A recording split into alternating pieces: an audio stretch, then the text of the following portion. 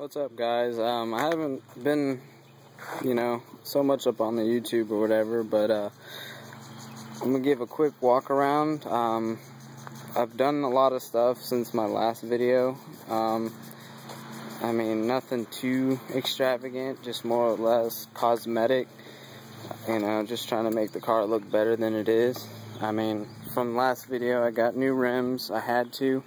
I was going down the highway and one of them leaked air and completely shredded the tire, and the rims all messed up, so I pretty much got rid of the stock rims. So I have one left, but it's not going to do any good. I've done a lot of cosmetic underneath the hood. I've replaced the radiator hosings. I've painted the motor mounts. I don't know if I had this last time, but I had gotten a racing strut bar. I even did the lower radiator hosing, so it is better than stock. We did the I forgot what it's called. I don't know.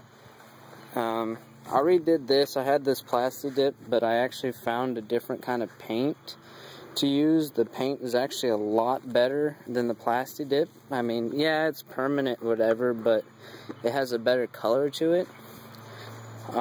As far as the inside, there's not really much on the inside. I've kind of done, a couple little things. I painted the vents, I painted the side panel, I painted the main console part, and then I left these ones black just because, they're black, and the black and blue, but since this is black, I made these blue. I've got the dash mat. That's actually, it keeps the heat down a little bit. Not anything else. I've got, I've got a system in here now. I have this, so I've got this wired through everything.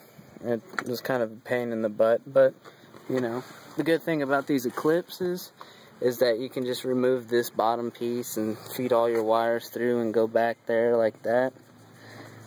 And then I had some people asking me about how to do the halos. I'll do a separate video on that. It's not that complicated. It depends on which kind of halos you're buying. Some of them are actually set up differently than the others. For instance, I've got these halos in, and I ran them one way, but on my brother's Jeep, he's got halos, but they're ran a different way. So, and then on my fiance's car, she has a even different setup to hers. So, it depends on where you buy them from and everything. It's just, I don't know. I've gotten all the stuff from eBay. I usually buy off of eBay. I'm not saying eBay is a bad place, but they've been pretty good on getting me pieces. Little dress-up parts that I've gotten from my local vendors and stuff like that. So, this tubing I got from one of the car club guys that I hang out with, and he did the tubing too. If you got good hookups and everything. I'm not keeping this much longer. I'm not liking the cold air intake anymore, because I'm not doing a lot of high-speed racing, or even, just driving-wise. I'm going to go short ram, just to make the performance a little bit better. But yeah, I'll make a separate video on how to do the halos, because right now I've got it set up where I've got switches for it, and that honestly was actually a little bit difficult compared to what my fiance's car has, hers, and I think my brother's too. They're not so much plug and play, but you kind of put them through the switch. You put them through like some kind of a switch, like say your parking light or whatever. And so when you turn on the parking light, they turn on too. So I'll kind of explain that in the next video. I'm just trying to get this one kind of up because I haven't really, you know, shown my car off anytime lately. I mean, I've got the generic Koenig lace rims. You know, everybody always hates on them, but I think they're just fine. I'm actually going to go through a powder coating process to go ahead and, you know, just completely black them out. Powder coating is going to be done through one of my friends again. He's got his own powder coating and everything. And then, you know, these Falcons, people hate on Falcons and stuff like that. They're just fine. I don't know if I had these in last time. I haven't really even looked at the video, but those were actually pretty cheap. They were like 30 bucks for the set. I got me a little Eclipse plate, you know. I mean, I do like the Eclipses. Still have the same exhaust system on there. I'm actually gonna go do, there's the hydro dipping actually. Hydro dipping is actually very, I wish I was at my friend's house because he's got a lot of hydro dip stuff. But he's got some stuff that he's hydro dipped, and it looks really nice, and it's very smooth and everything like that.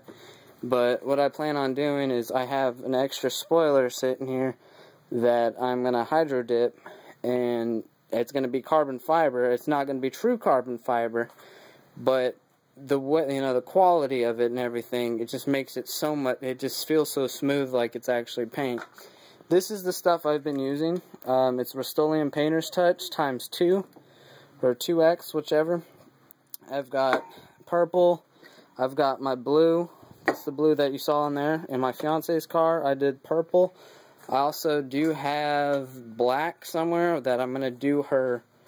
I forget what it is. I'm gonna do her grill because she has the Charger. And so I'm going to do the grill on that one. I had black around here. It's probably somewhere. But, yeah, that's pretty much it on the update of the car. Right now, I'm running a check engine light on misfiring for cylinder 3 and or vacuum leak. But I've been checking. I don't see any vacuum leaks, but it might just be bad circulation of air. That's why I'm going short ram. So everything will flow just fine.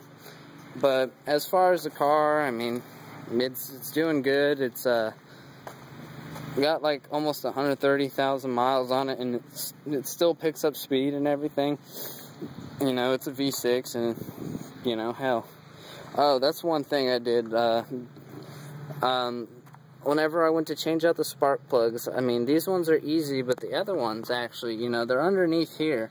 So when I was taking off the upper intake manifold, I broke, like there's this piece right here, I don't know if you can see it, this piece right here is connected to the manifold, but somehow this ended up underneath, right here, the fuel rail, and bent the fuel rail. Actually, these fuel rails on the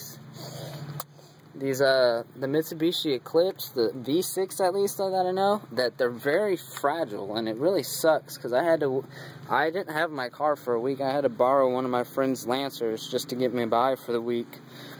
But you know, but it was a pain in the butt because like I barely just bent this piece that's right here, but I'm using the old one, and with the old one I'm gonna go ahead and fit it with AN fittings and all that kind of stuff to make it actually not performance, but just in case anything does happen, you know, you can actually flex it and everything, you know, be flexible like that. But you know, as far as the car goes, I really like this car. I'm glad I bought this car. But yeah, I will work on getting that video done because I'm gonna kind of take the lights out and, you know, kind of hands-on with it. And yeah, thanks for watching. If there's anything you need questions about, I can answer. I've actually done a lot of research on these cars, and as far as the 4-cylinder, it's not too differential from the V6. Just the V6, This V6 irritates me because this intake manifold is different from the GT.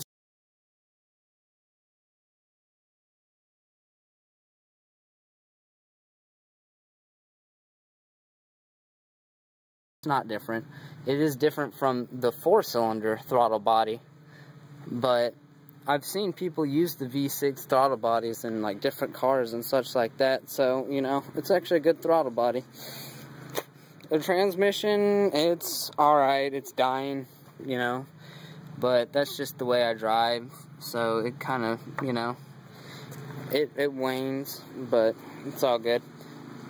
So I'm gonna call it a quits on this video, and you know, get everything ready for the next video, and hopefully whenever I have time, because I barely have time now, but give you a walkthrough of the other cars that I have sitting around, such as my girlfriend or my fiance's Charger. I mean, it's pretty nice, you know, V8, whatever, but that's just a basic walkthrough of my car, and thanks for watching, guys. I appreciate it.